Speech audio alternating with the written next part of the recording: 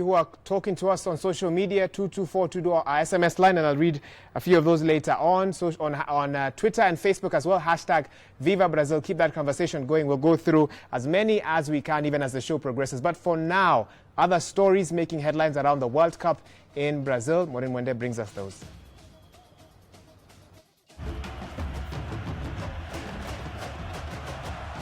Portugal's injury concerns have deepened, with captain Cristiano Ronaldo limping out of training as he continues to struggle with a knee problem.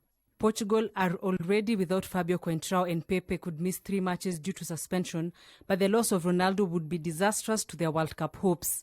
Germany are sweating on the fitness of defenders Mats Hummels and Jerome Boateng ahead of facing Ghana in Group G. Both players started in the 4-0 win over Portugal, but Germany have more than enough depth to cover any losses. Tonight, Uruguay will play England in what is a must-win game for both sides, having lost their opening matches.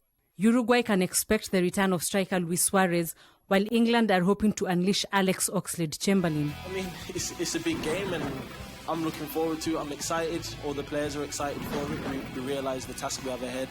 Going out there with the right mentality, a positive mentality, positive attitude. We're confident and we're looking forward to it. Group C features 2 defining fixtures as the top 2, Cote d'Ivoire and Colombia, fight for top spot, and the bottom 2, Japan and Greece, seek the 3 points to stay alive in the tournament. 24.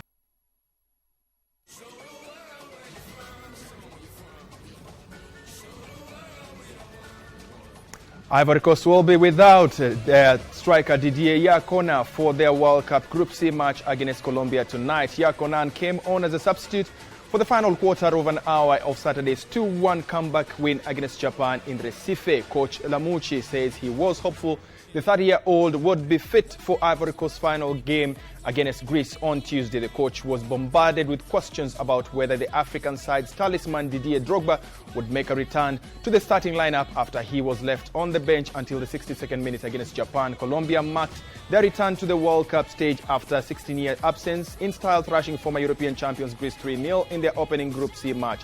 A victory over would put them on the verge of booking a berth in the knockout stages for only the 2nd time in their history and first since the golden generation. But you should underline that our adversary was different in every way, and I think that it will be much more complicated for us than it was against the Japanese, and we need to win more duels than we had against Japan, and we need to make fewer technical mistakes than we made against Japan, and we need to be very concentrated and careful from the start. It's a feeling that we have passed the test well at the start, with all the pressure that comes with returning after such a long time, and with all the debutants in the World Cup. But we must put the last game behind us and think about the coming one.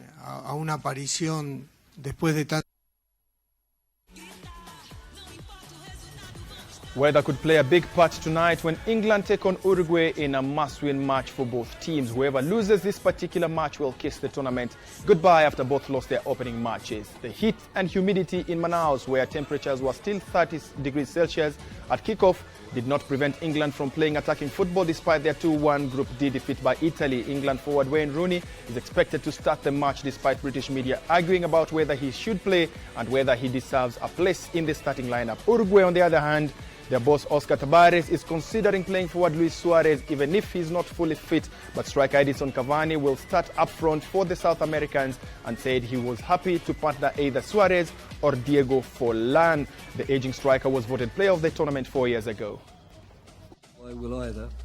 I think these conditions, of course, if you're playing football at the intensity that both we and Uruguay play at, playing in these temperatures can only be advantageous. I can't deny that. But I must also say that playing in Manaus, it didn't seem to stop us playing at the intensity that we wanted to play at, even though, of course, it was a harder task for the players. So, ¿Y esa recuperación se hizo sin contratiempos? This recovery has not had any problems. His knee seems to have adapted to the training and the work he has done. Finally, he got to train with his teammates during the last week, and he worked as hard as the training allowed. Obviously, training sessions are not the same as matches. If he plays, we must consider the possibility that he's not as well as the Luis Suarez that was the champion of the Premier League. But the question we must ask ourselves is that even like this, he's somebody who can give a lot to his team, and that is something we are considering now.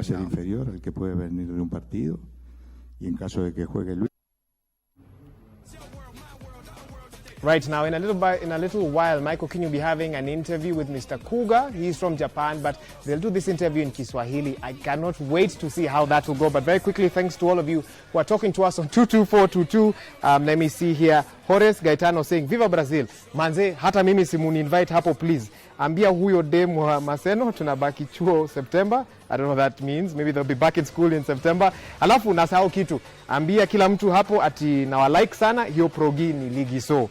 And I support, this is, okay, they don't give us their name, but they say, I support Netherlands. My mpango wakando was Spain.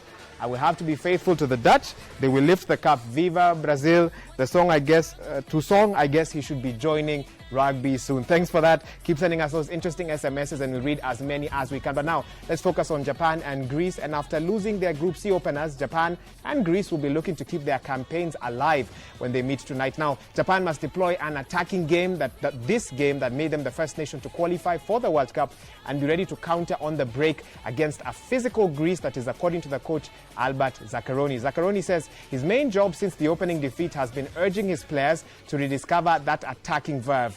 Meanwhile, Greece played down a training ground bust-up between two of their players yesterday, saying they were 200% focused on getting their World Cup campaign back on track with a victory against Japan. Defenders Yanis Manitias and Georgios Savelas had to be separated by captain Georgios after clashing as the Greeks prepared. The team has already shown until yesterday, and now we are all waiting to be able to put it in practice in the next match.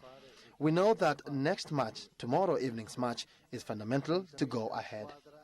We want to make history, we need to win. And it's in that we need to concentrate, play as a team, totally concentrated in what we need to do as a team when we play our opponent. We want to make history. I believe our players have this thought. Well, we switch gears from English to Swahili. Remember, this show is dynamic. We can use any language that you're comfortable in. You want to speak Swahili, be our guest. You want to speak in Sheng, hapo pia tunajiweza. Kwenye studio tuko naye Yoshinori. Hebu nieleze mwanzo. Nani alikufunza Kiswahili? Mwalimu wangu ni Mtanzania. Sababu nijulishe.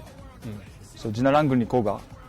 So nimefanya kazi ya JICA. Najua JICA inamaanisha Japan International Corporate Agency. I'm a volunteer. So kwa hivyo kazi yangu ni kufundisha watoto kucheza mpira, physical education. Kwa hivyo lazima niongee Kiswahili. Kwa hivyo nimejifunza. Kiswahili ulijifunza wapi? Ulijifunza Kenya, ulijifunza Tanzania, ulijifunza wapi? Japan na hapa Kenya. Japan na Kenya. Yeah. Hebu nieleze nini likuvutia haswa kuzungumza Kiswahili? Nini likuvutia ikafanya ujifunze Kiswahili? Mbona ukaamua kujifunza Kiswahili?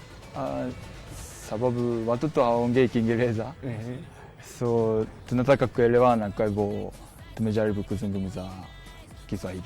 Sasa hebu niambie, hii timu ya Japan, mechi ya kwanza mmepoteza. Mnacheza na Ugiriki leo. Maoni yako ni yapi? Unaona mechi itakuwa vipi? So labda ya bao ya kwanza tulifunga. Lakini nikaona game, so watu wa Ivory Coast walichezanga upande wa kushoto, kwa Japani upande wa kulia. So sababu Nagatomo na Kagawa walikuwa hapo, kwa hivyo watu wa Ivory Coast walishinda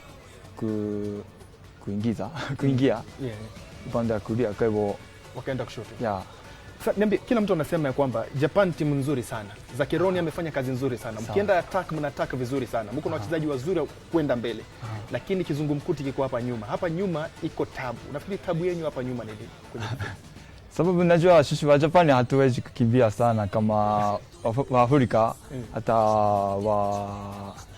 wazungu. Wakona miguu mirefu. Unajua tuko na miguu mifupi. So kwa hivyo lazima tukimbie sana kuliko watu wengine. Lakini ile game ya Ivory Coast walikimbia sana kuliko sisi. Na wako na mbio, wako na pass work mzuri. kwa hivyo tumeshindwa ninafikiri. Mnacheza na Ugiriki pia walipoteza mechi ya kwanza. Sijui kama inawapatia hope ya kwamba bado mnaweza mkaqualify kwa hiyo round nyingine. Sijui vizuri lakini Greece, Ugiriki, Greece. Sorry. Yes. So, ninafikiri Colombia wako juu sababu walishinda ligu ya South American. Ndio. Sijui walipata namba ngapi na uwanjani kwa Brazil kama home yao.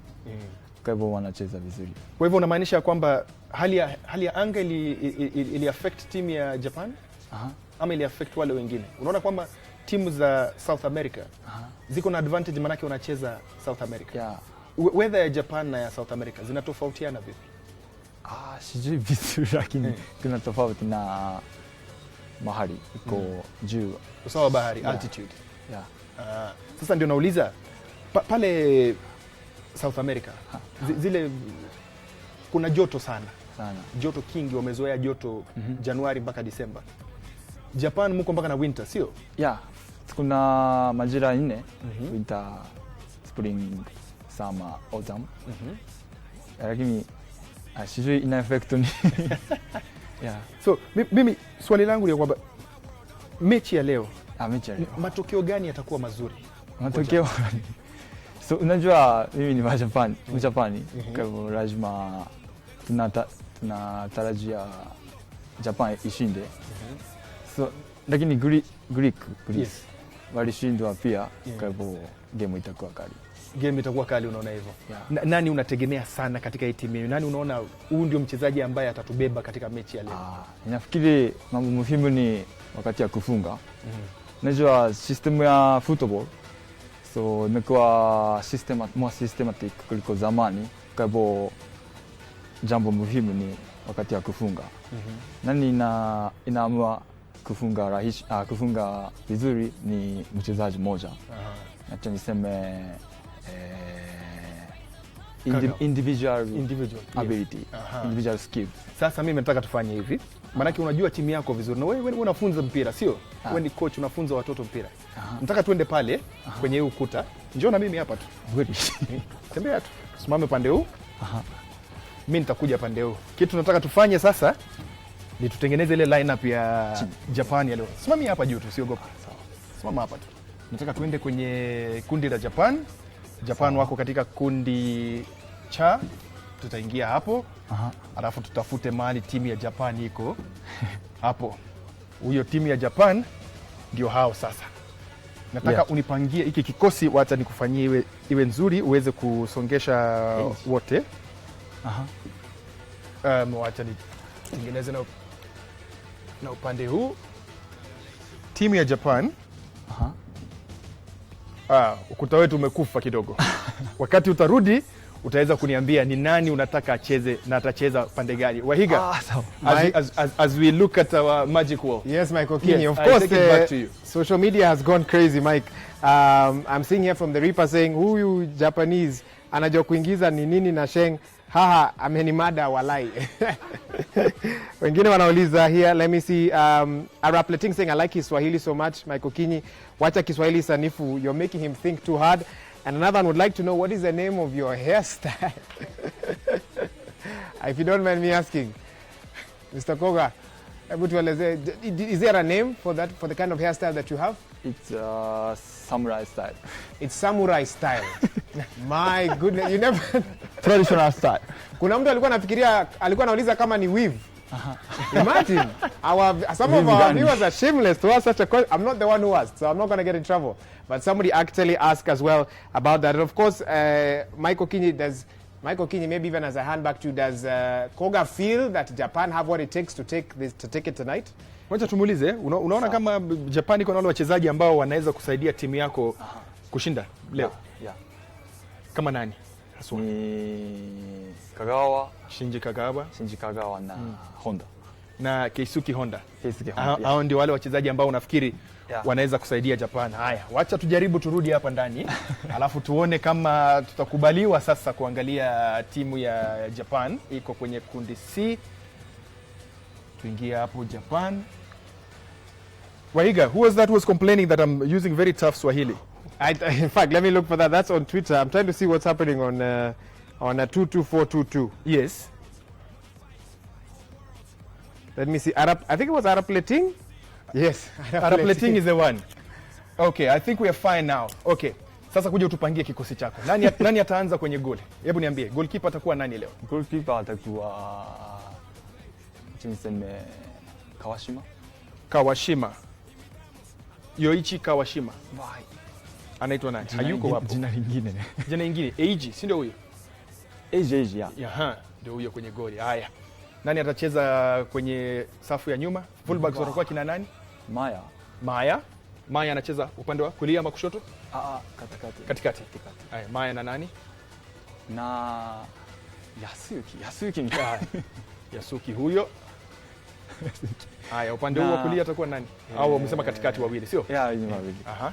Na Yuto ni kushi. Yuto akuja upande wa kulia. Haya, nimemtoa Yuto. Nagatomo.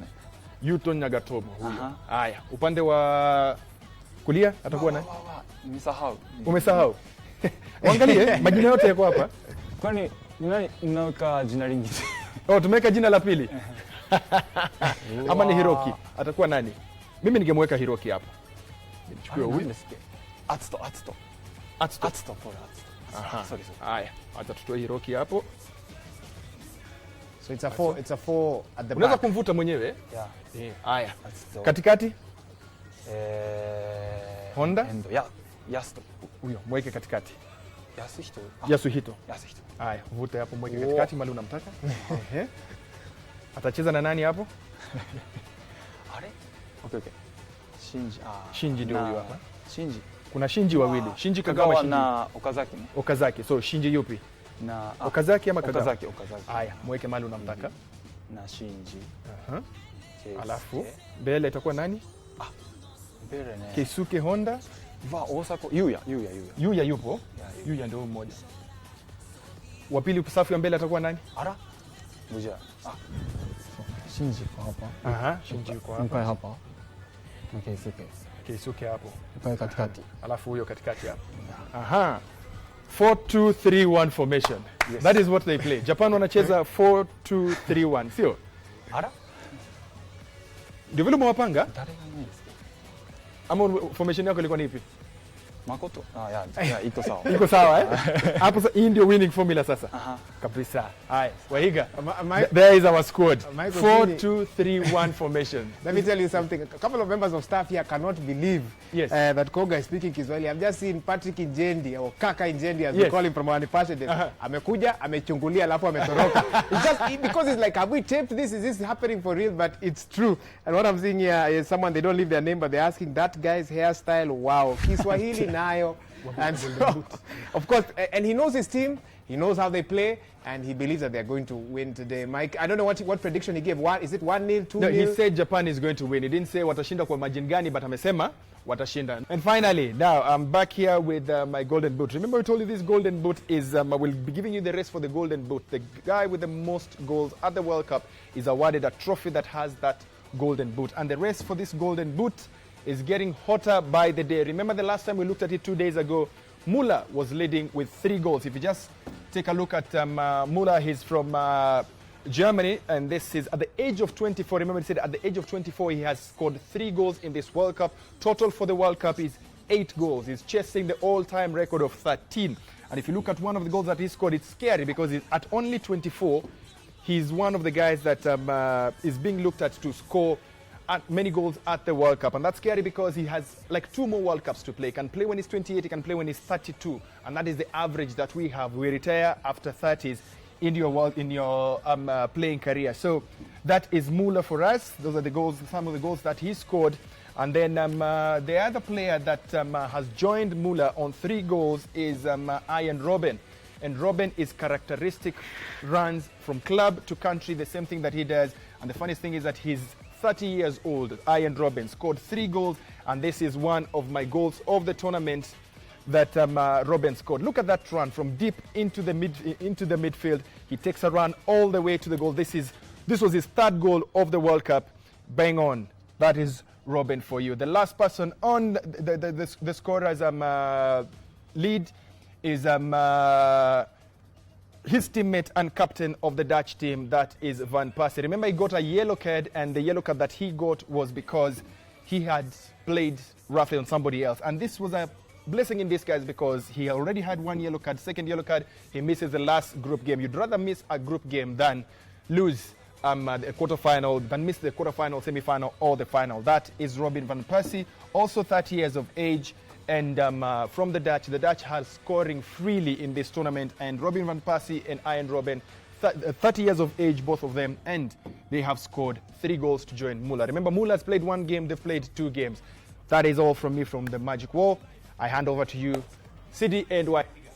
Right, unfortunately, all good things must come to an end, and so must Viva Brazil, but we'll be here again tomorrow on behalf of our distinguished panelists, Koga, if I've gotten that name right, Koga, Jane and Maurice. Thank you so much. Very much. And seeing how Koga decided to show off his Swahili, I'm going to show off my Japanese. Arigato gozaimasu, watashi wa Sidi-chan, matashita. That's I am Sidi Garama. Thank you for watching, and I'll see you tomorrow. I think she said the right thing. All our guests get to walk away with hampers. All those of you who are SMSing us, tweeting us that you want to come, we'll take a look at those, and we'll definitely bring some more guests tomorrow, and they'll all walk away with hampers from Gillette. And of course, to you at home watching, thank you so much for being our viewers. You are the ones who make this show what it is, and we'll see you again tomorrow at 1:30. But for now, goodbye, and keep it Citizen TV.